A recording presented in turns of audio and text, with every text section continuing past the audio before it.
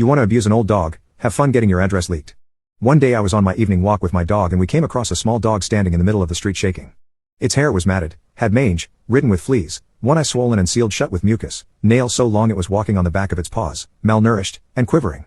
I was shocked. I called my wife to bring me a blanket and come pick us up. While I was waiting, the door of the house in front of us opened, and out came a disheveled-looking older man. He started calling for the dog to come inside. I absolutely lost it. I screamed at him asking if it was his dog and he replied it was. I asked him why it was in such bad shape and he said she's sick and won't eat. I yelled at him there was no way in the world I was letting him take her back inside. The shouting match lasted long enough for a few neighbors to come outside, who later told me he had another dog in the house. Eventually my wife pulls up and I wrap the doggo in the blanket and go home. I looked up the name of our local no-kill shelter but they were closed until the following day. My wife and I decided to call her Sally. I gave Sally a bath and went and bought some wet food since she wouldn't eat dry kibble. She devoured it. I set her up a nice sleeping area in the garage for her to spend the night. First thing in the morning I took Sally to the shelter and called animal control and told them what happened. They went to check her out, took a statement from me, and ended up at his house confiscating his other dog. Unfortunately Sally was put down due to the horrible shape she was in. She was also very old.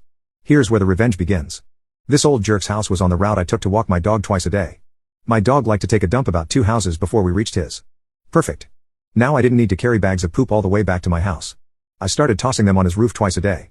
At first he would climb a ladder around once a week to get them down, but eventually I broke his will to do that. This went on for about a year before I moved. His roof was covered in poop bags. I also printed out flyers with his address and pictures of how I found Sally and put them in all the neighbors' mailboxes. I live across town now, but every couple months I ride by and toss a bag of dog poop on his roof to let him know I'm still thinking about Sally.